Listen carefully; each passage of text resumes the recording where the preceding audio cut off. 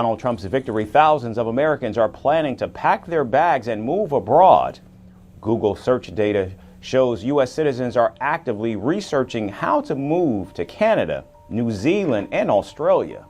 Among these people could be Hollywood celebrities like Sharon Stone, Cher, and Jimmy Kimmel. Lebanese officials say at least 40 people are dead after Israeli airstrikes in eastern Lebanon. Israel Defense Forces say its airstrikes were, quote, limited and localized, claiming that all targets were linked to the Iran-backed Hezbollah militant group. Depressed? Powerless? Well, you're not alone. A growing number of people all over the world are dealing with mental health problems. In fact, since 1990, mental disorders have increased globally by 48%.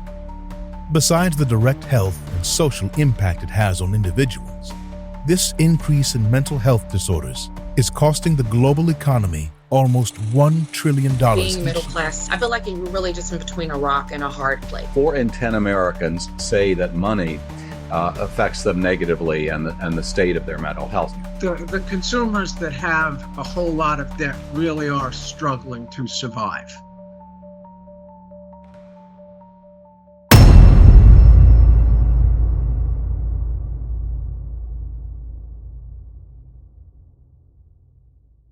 Welcome back to the Truth Be Told Project podcast. Today we're digging into a question that most of us, if we're honest, have wrestled with. How do we find faith when fear is knocking on the door? It's easy just to say, have faith.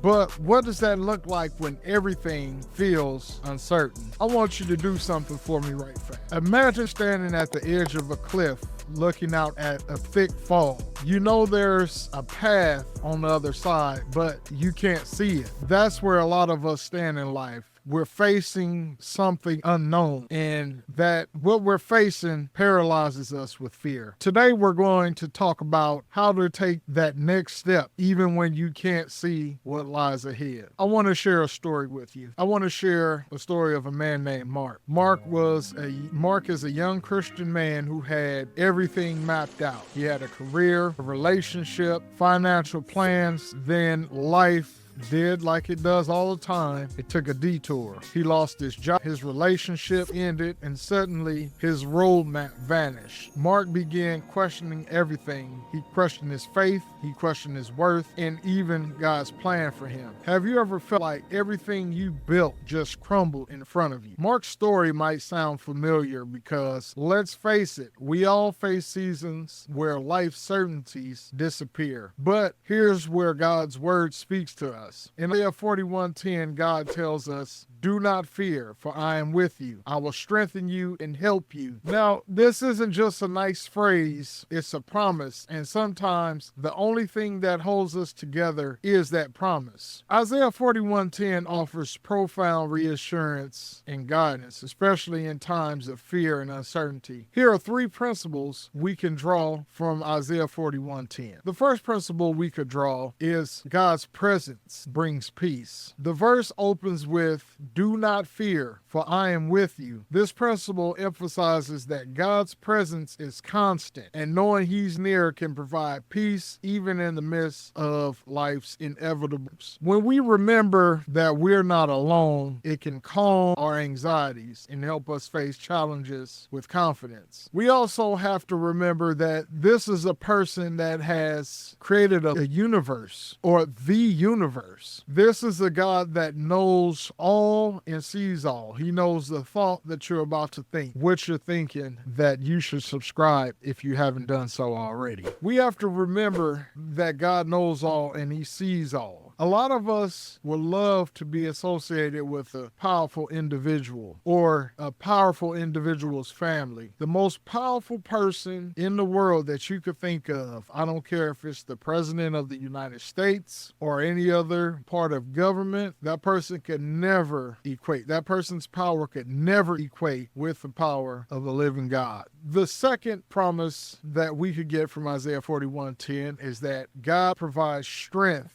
in weakness. It says, I will strengthen you. This reminds us that God equips us with the strength we need. I know sometimes it feels like you don't have strength and you're struggling with it, but these are the times when God provides strength. This principle teaches that we're not expected to navigate life solely with our own abilities. God offers his strength to help us endure and overcome difficult situations. You have to trust him. You have to trust God. The third principle that we could get from Isaiah 41:10 is that God is faithful to support and uphold you. When we say God is faithful, I used to often wonder, like, what does that mean that God is faithful? It means that God is completely trustworthy. God is consistent, and God is steadfast in his character, his promises, and his actions. God's faithfulness is one of his defining attributes, meaning he is always reliable. Faithfulness is one of his defining attributes, meaning he is always reliable, true to his word, and will never abandon his people. I know at times it could feel as if you're by yourself, but you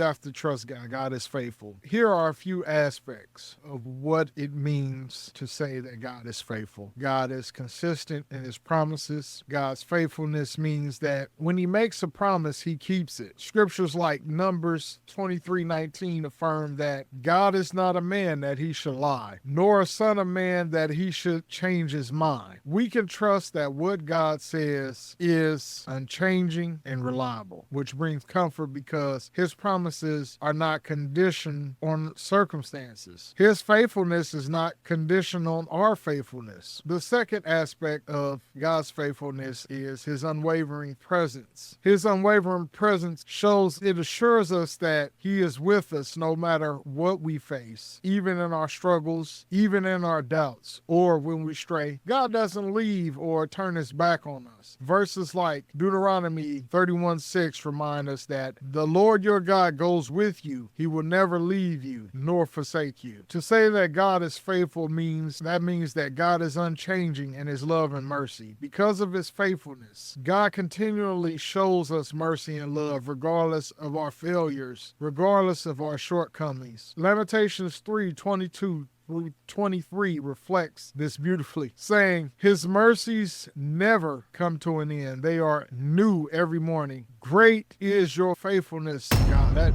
scripture gives me chills. It's a reminder that we can always return to him, knowing his love and his forgiveness are constant. God is faithful. He is faithful. In essence, God is faithful means that he is the ultimate anchor in a changing, unreliable world. His faithfulness gives us a foundation for hope, security, and peace because he remains true to his word, his character, and his relationship with us. The promise, I will uphold you with my righteous right hand, reflects God's unwavering support. This principle shows us that God not only provides strength, but also stability, upholding us when we feel as though we're about to fall. Sometimes it's just a feeling that we're about to fall. It's a reminder of his commitment to guide and protect us, especially during our most vulnerable moments. Also want to remind you that when you're unfaithful to him, he still remains faithful to you. 2 Timothy 2:13 says that if we are unfaithful, he remains faithful, since he cannot deny himself. Faithful is what God is God's very essence. It's his very being to be faithful. So your disobedience does not shake his faithfulness. However, this should drive us to be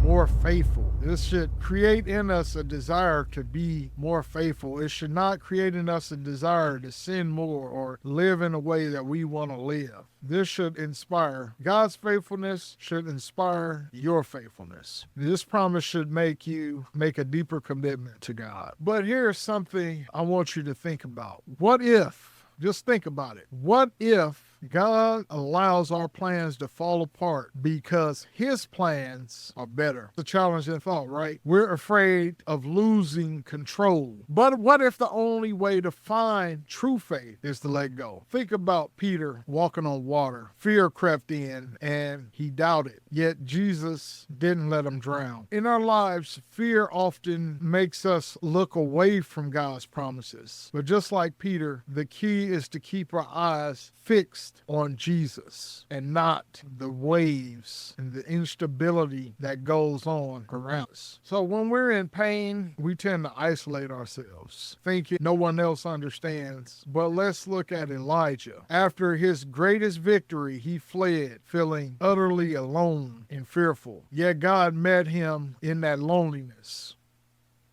Isaiah 41:10 offers profound reassurance and guidance, especially in times of fear and uncertainty. For those of us wrestling with financial anxiety, Jesus reminds us in Matthew 6:25-34, not to worry about tomorrow. But now that doesn't mean we sit back and do nothing, but it's an invitation to trust God's provision as we work toward our goals. And in relationships, especially when we're seeking clarity on who to let into our lives, Proverbs 3:5-6 tells us to lean not on our own understanding, but acknowledge Him and He will direct our paths. Imagine how freeing it could be to let God guide instead of worrying about getting every detail right. So here's what I want you to do this week. Identify one area where you're holding on tightly in fear. Maybe it's a relationship, a career move, or even your future plans. I want you to take one action that reflects faith instead of fear. Pray over it, take a step forward, and watch how God meets you right there. Thanks for joining me on the Truth Be Told Project podcast. Remember, faith isn't the absence of fear. It's moving forward despite it. You're not alone in this journey. Until next time, live by your intended design, God's design, and not by default. Peace.